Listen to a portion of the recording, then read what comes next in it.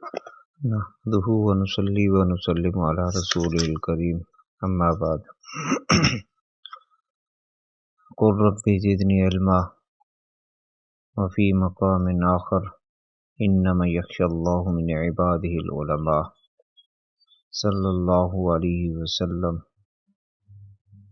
علم، عمل اور اخلاص، ان تین چیزوں کی دولت اگر کسی کو مل جائے تو اس چیز سے ایک طاقت حاصل ہوتی ہے اور اس کا کوئی چیز بھی مقابلہ نہیں کر سکتی۔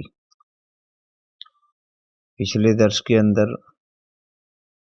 علم کا تذکرہ تفصیلی ہوا تھا، کیونکہ انسان کا جسم اور روح دو چیزوں سے مرکب ہے۔ جسم کی غذا مال ہے اور روح کی غذا علم ہے۔ لہذا علم حاصل ہونے کے بعد اللہ تبارک و تعالیٰ کی طرف سے انسان کے اوپر عمل کا ایک دروازہ کھلتا ہے، اور اس عمل کے دروازے کو اگر انسان عمل کی شکل میں اپنے پاس محفوظ کر لے تو وہ محفوظ ہو جاتا ہے، وگرنہ وہ دروازہ ہمیشہ کے لیے بند ہو جاتا ہے۔ علم ہو عمل نہ ہو تو فرمایا یہ ایسے ہی ہے جیسے موم بتی ہے، دیا ہے، اگر اس کے اندر سب کچھ موجود ہے، اگر اس کو جلاؤ گے تو اس سے فائدہ حاصل ہوگا، دائیں بائیں روشن ہوگا، اگر جلاؤ گے نہیں تو اس کا کوئی فائدہ نہیں ہے۔ اسی طرح علم کے بغیر اگر عمل نہیں ہے تو قرآن پاک کے اندر اس کو تشبیہ دی گئی ہے، فَمَثَلُهُ كَمَثَلِ الْكَلْبِ۔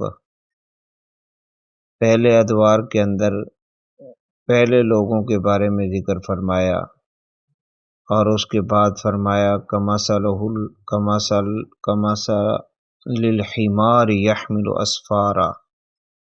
ایسے ہیں جیسے گدھے نے بوجھ اٹھا لیا، کتابیں اس پر لاد دو، سب کچھ کر لو، کیونکہ وہ عمل تو نہیں کر سکتا۔ تو اگر انسان نے علم حاصل کر لیا، علم حاصل کرنے کے بعد عمل نہیں کیا تو اس کی تشبیہ گدھے کے ساتھ دے دی ہے۔ اس لیے فرمایا علم ہو اور اس کے بعد عمل نہ ہو، یہ کوئی مناسب بات نہیں ہے۔ اس لیے علم کے بعد عمل ضروری ہے، اور عمل کے اندر اخلاص کی ضرورت ہے۔ اگر یہ اخلاص کی طاقت ساتھ مل جاتی ہے، اخلاص والی دولت ساتھ مل جاتی ہے، تو میں نے بتایا اس چیز کا کوئی چیز بھی مقابلہ نہیں کر سکتی۔ حضرت عمر رضی اللہ تعالیٰ عنہ کو دیکھیں، جن کے اندر علم بھی تھا، عمل بھی تھا، اخلاص بھی تھا۔ صرف حضرت عمر رضی اللہ تعالیٰ عنہ کی زندگی پر چند واقعات میں آپ کے سامنے بیان کرتا ہوں۔ حضرت عمر رضی اللہ تعالیٰ عنہ جن کو یہ دولت تینوں چیزوں کی مل چکی تھی، تو انہوں نے پھر سامنے چاہے کوئی جتنے روم، فارس، کیسر و کسریٰ، جتنی بڑی سلطنتیں تھیں وہ بھی ان کے سامنے لرزتی تھیں، کانپتی تھیں۔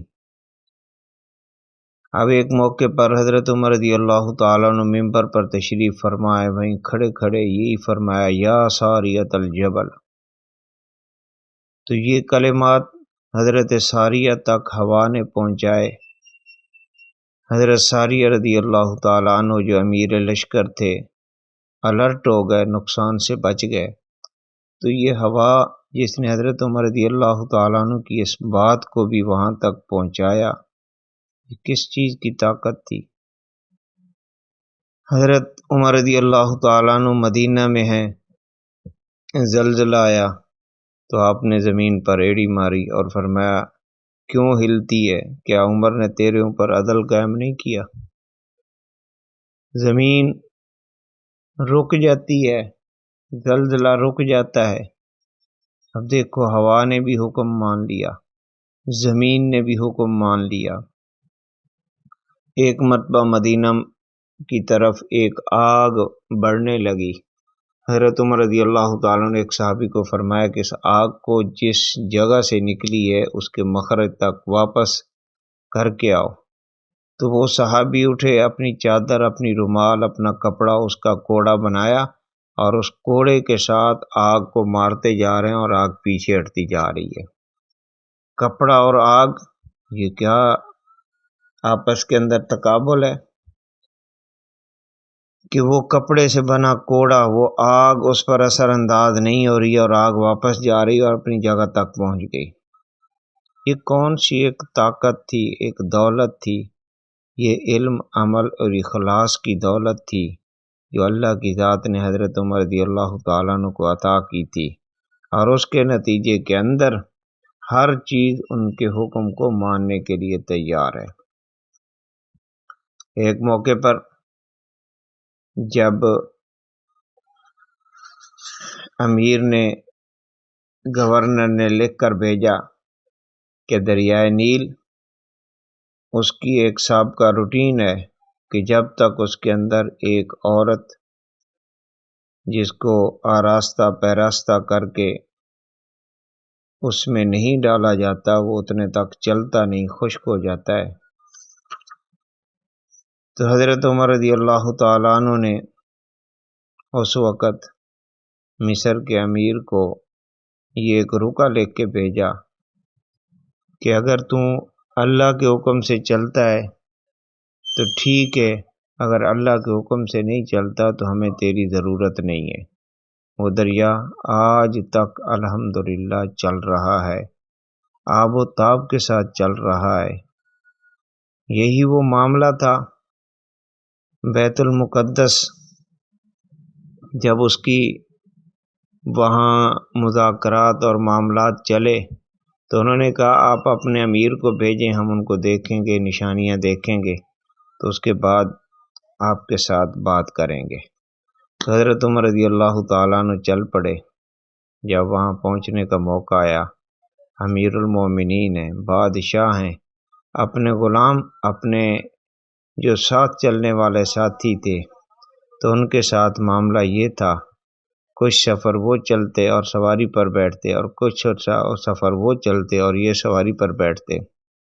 جب قریب پہنچے تو اس وقت حضرت عمر رضی اللہ تعالیٰ عنہ کی چلنے کی باری تھی، اور اس جو ساتھی اور وہ جو غلام ساتھ تھے ان کے اوپر بیٹھنے کی باری تھی۔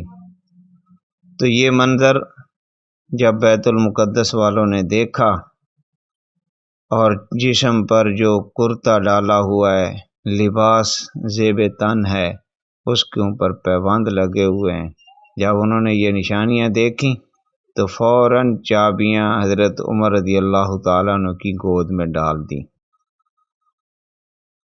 یہ دیکھو، ایک حضرت عمر رضی اللہ تعالیٰ عنہ، جس صحابی کو بھی آپ دیکھیں گے ان کی شان، ان کا مقام، ان کا مرتبہ یہی تھا۔ وجہ کیا تھی؟ علم، عمل، اخلاص کی دولت سے منور تھے۔ آج ان چیزوں سے ہم خالی ہیں۔ ہم بھی چاہتے ہیں کہ یہ چیزیں ہمیں بھی ملیں، ہم بھی اس مقام تک پہنچیں، تو اس کے لیے اصول ضابطہ آپ کے سامنے بیان کر دیا گیا کہ علم، عمل اور اخلاص کی دولت کو حاصل کرنے کی کوشش کریں۔ آپ نے حضرت صدیق اکبر رضی اللہ تعالیٰ عنہ کا واقعہ سنا ہوگا کہ رات کو بغیر جوتا کے وہ بوڑھی عورت، بوڑھی اماں کے گھر خدمت کے لیے جایا کرتے تھے۔ تو یہ اس کے پیچھے کیا تھا؟ یہی تھا کہ کسی کو اس کا پتہ نہ چلے، اور اسی کو اخلاص کہا جاتا ہے۔ تو اس لیے اللہ تبارک و تعالیٰ سے ہم دعا کرتے ہیں کہ اللہ کی ذات ہمیں بھی علم، عمل، اخلاص کی اس دولت سے منور فرمائے، اور اللہ تبارک و تعالیٰ کی ذات ہمیں آقا علیہ السلام، صحابہ کرام، تابعین، تبع تابعین کے نقش قدم پر چلنے کی توفیق عطا فرمائے۔ وآخر دعوانا الحمدللہ رب العالمین۔